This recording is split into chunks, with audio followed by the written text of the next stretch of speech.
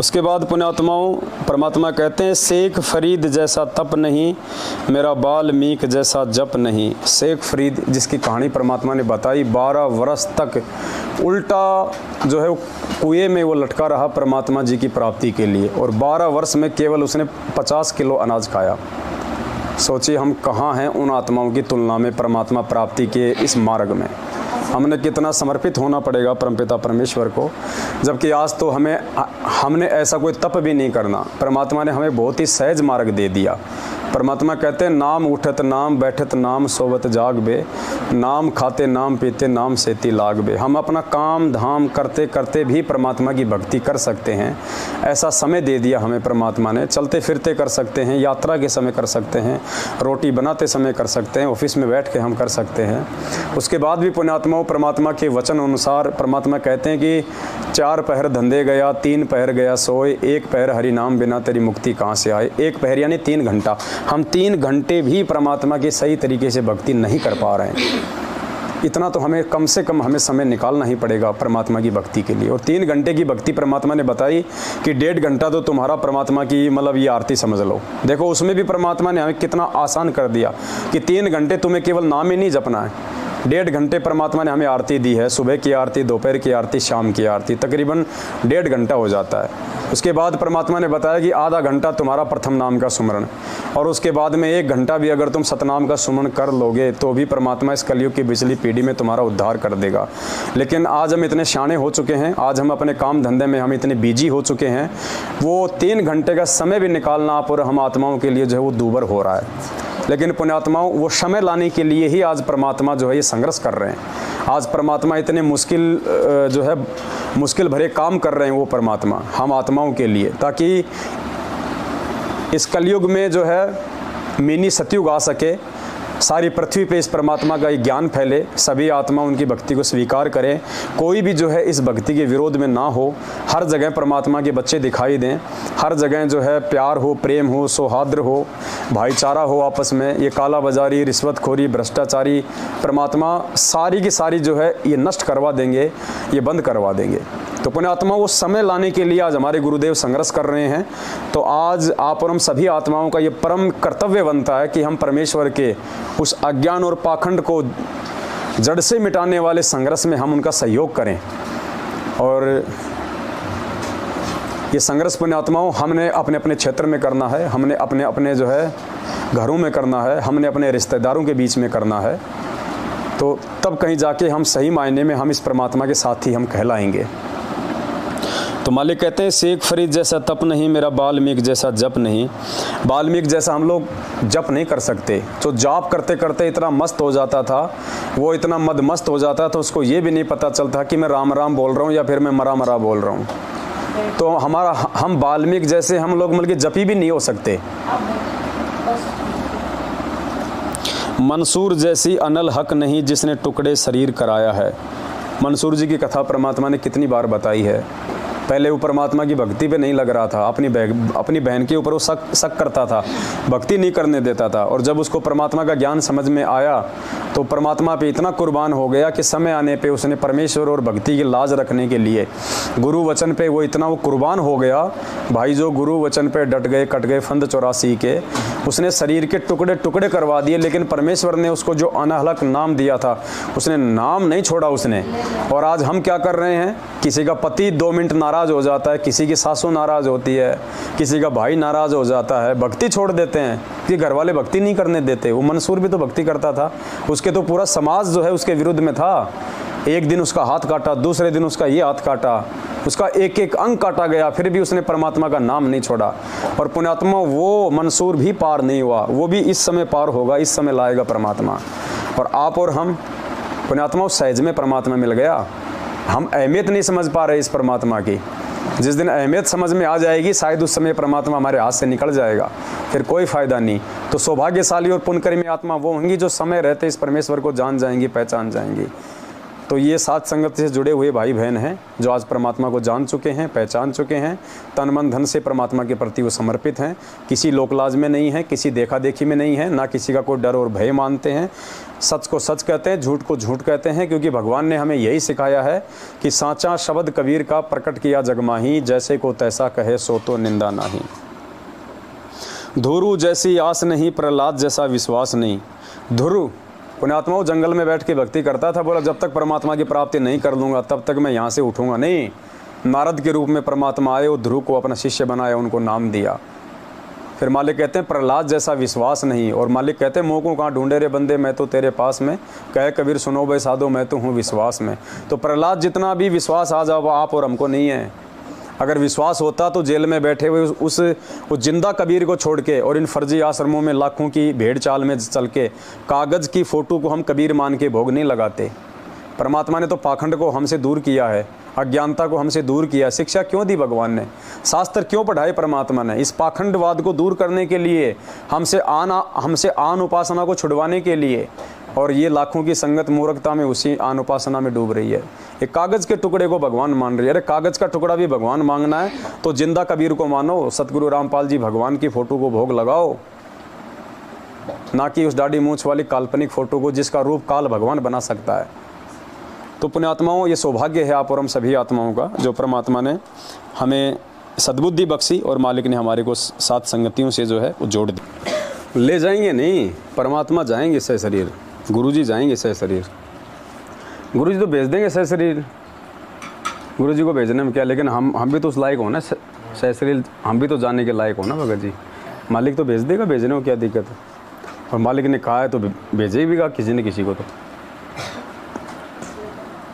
सह शरीर जाओगे तो परमात्मा ने भेजेगा। परमात्मा भैया कुछ ऐसे उदाहरण पेश करके जाएगा परमात्मा, ताकि आने वाली पीढ़ियों को फिर मतलब विश्वास बने कि भाई वो परमात्मा थे। जैसे आज गरीबदास जी को कहते हैं कि वो परमात्मा थे, उस समय नहीं मानते थे, इतने चमत्कार किए फिर भी। तो चमत्कार तो परमात्मा करके जाएगा, आध्यात्मिक चमत्कार। तो मालिक कुछ भी कर सकते हैं, तो सह शरीर ले जाने में कोई दिक्कत नहीं, ले जा सकते हैं, कौन सी बड़ी बात है। लास्ट का समय है ये, लेके भी जा सकते हैं, लेकिन लेके उसी को जाएंगे जो माँ बेवकूफ़ी है जो रक्तदान कर रहे, देह दान कर रहे। अब वो तो बेवकूफ़ी तो है ही, 7 साल से अपन तो कह रहे हैं, लेकिन उनको थोड़ी समझ में आएंगी ये बातें। भाई उसका पिंड है, उसका शरीर है, वो चाहे जो मर्जी करे इसके साथ में, समर्थ है वो तो। भगत जी क्या नहीं कर सकता। जब सुखदेव ऋषि खुद अपनी भक्ति के बलबूते पे उड़ के सतलोक जा सकता, वहाँ पे वो स्वर्ग जा सकता है, तो परमात्मा क्या नहीं कर दे। हाँ, भुवन गया था, गुलाम और घोड़ा सब गए थे, युधिष्ठिर भी सह शरीर गया था। परमात्मा कुछ भी कर दे भगत जी। वो विश्वामित्र ने राजा हरिश्चंद्र के दादा को नहीं भेजा था स्वर्ग में सह शरीर।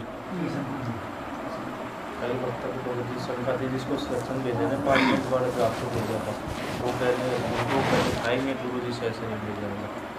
गुरुजी बोल रहे, गुरुजी तो पता नहीं, गुरुजी ने कह दिया कि परमात्मा कुछ भी कर सकता है। जो ये सोचे कि परमात्मा ये नहीं कर सकता वो बेवकूफ़ है। परमात्मा कुछ भी कर सकता है।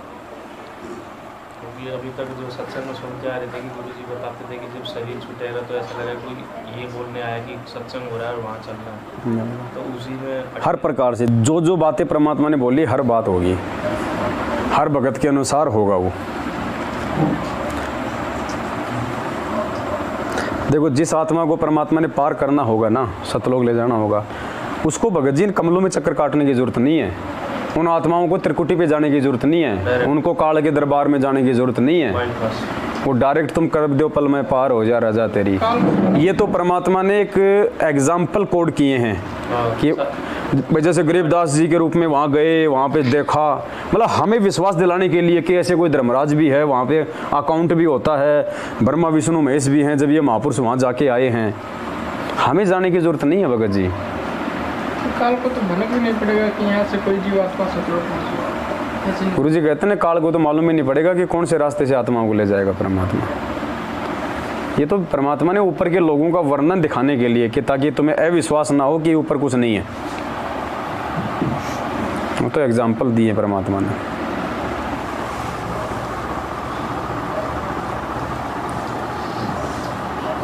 फिर देखो परमात्मा ने कहा कि रंका बंका जैसा त्याग नहीं, मेरा बाजीद जैसा बैराग नहीं। रंका बंका जैसा त्याग नहीं।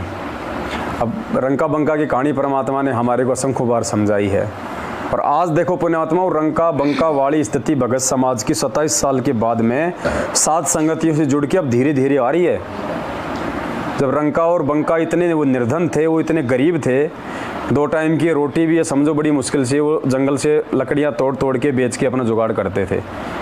और नामदेव जी उनके पास में आते जाते रहते थे। तो एक दिन नामदेव जी ने कहा कि महाराज ये बहुत ज़्यादा गरीब हैं और हो सकता है शर्मा शर्मी के कारण आपसे धन नहीं मांग रहे, आप इनको थोड़ा सा धन दे दो।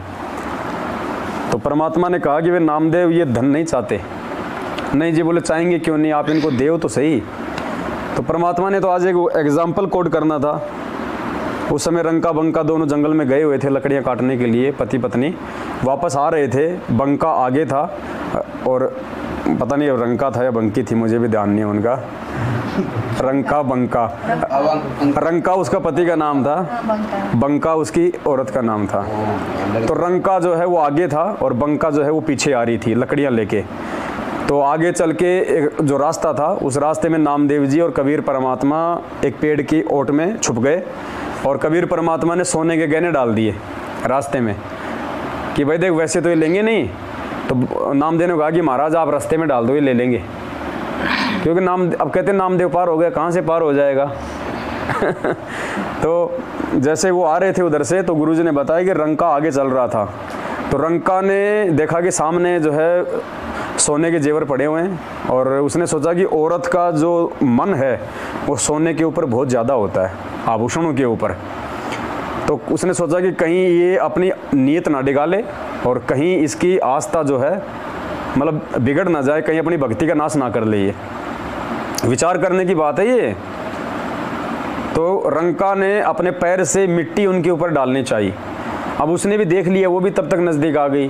तो बंका क्या बोलती है कि जी चलो चलो आगे, मिट्टी पे मिट्टी मत डालो, चलो चलो आगे। तो पुण्यात्माओं, ऐसा त्याग, ऐसा बैराग आज देख लो क्या हो रहा है सात संगतियों में। इतना चिल्लाता है दास और ऐसी ऐसी बातें बताता है कि परमात्मा ने वैश्या की संज्ञा दी है।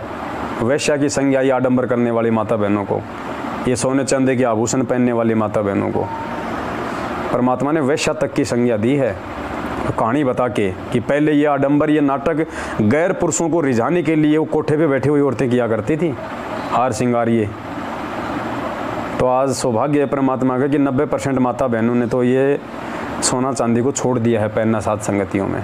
और भगत जी एक बार दिखाना सभी माता बहनों को, देखे यहाँ आप सभी भाई बहन देखिएगा, यहाँ पे 9-10 माता बहनें हैं, ना किसी के कान में कुछ मिलेगा, ना किसी के नाक में कुछ मिलेगा। आप देख सकते हैं, एक एक माता बहनों को जूम करके दिखाओ। तो पुण्यात्माओं, ये ज्ञान का असर है। ये पिछली पीढ़ी का समय आ गया। अब परमात्मा का वचन फलेगा और सात संगतियों के माध्यम से ही परमात्मा सबको निर्मल करेगा, परमात्मा सबको उज्जवल करेगा। सब परमेश्वर के मार्ग पे चलेंगी, सब परमात्मा के वचन को मानेंगी। जब हमारे गुरुदेव भगवान ने कह दिया कि सोना तो अपने घर में भी नहीं रखना चाहिए, पहनना तो बहुत दूर की बात है, खाम खाई होती सिर का दर्द है, तो हम तो भगवान के वचन को मानेंगे तभी तो हम भगत कहलाएंगे। भाई जो गुरु वचन पे डट गए, कट गए फंद 84 के। तो जितने भी 8-10 माता बहनें हैं, देख लो आप, किसी ने भी कुछ नहीं पहन रखा यहाँ पे। तो पुण्यात्मा, ये असर होता है सात संगति का। और जहाँ पे ऐसी सात संगति होती है वहाँ परमात्मा विशेष रूप से विराजमान होते हैं सूक्ष्म रूप में। उस मालिक की विशेष मेहर होती है फिर ऐसी आत्माओं पे, वरना ऐसा हो नहीं सकता। औरतों का तो गहना बहुत ज़्यादा प्रिय होता है, इसलिए तो परमात्मा ने ये सोना चांदी के आभूषण जो है ये पहनना जो है वो दूर किया है। परमात्मा ये आस्था चेक करेगा अपनी आत्माओं की कि अभी भी इनकी आस्था मेरे में है, मेरी भक्ति में है, या फिर सोने चांदी के अंदर है। कोई भी माता बहन आपको ऐसे नहीं मिलेगी जिन्होंने कोई भी सोना चांदी का कोई आभूषण यहाँ पे पहना हुआ हो। और अभी जो अलवर की सात संगति थी, वहाँ पे कुछ माता बहनें वहाँ पे सोना वगैरह पहन के आई थी, तो दास ने सबके सामने वहाँ पे यही शब्द कह दिए थे कि परमात्मा ने वैश्या की संज्ञा दी है। भाई जो माता बहनें ये आडंबर करती हैं, ये ज्ञान समझने के बाद भी आज भी यदि हम परमात्मा के वचन को फॉलो नहीं करेंगे, अपने मोक्ष के लिए यदि हम इतने जागरूक नहीं होंगे। अरे एक बात बताओ, जब परमात्मा ने हमें जो ओरिजिनल जो गहने दिए जो पहनने के लिए इस आत्मा के ऊपर, शील, संतोष, विवेक, दया, क्षमा, ये हम कब पहनेंगे? ये परमात्मा उस समय पहनाएगा जब हम ये नकली आभूषण पहनना छोड़ेंगे। अभी हम नकली आभूषण पहनना ही नहीं छोड़ रहे तो परमात्मा वाले तो पहनना बहुत दूर की बात है।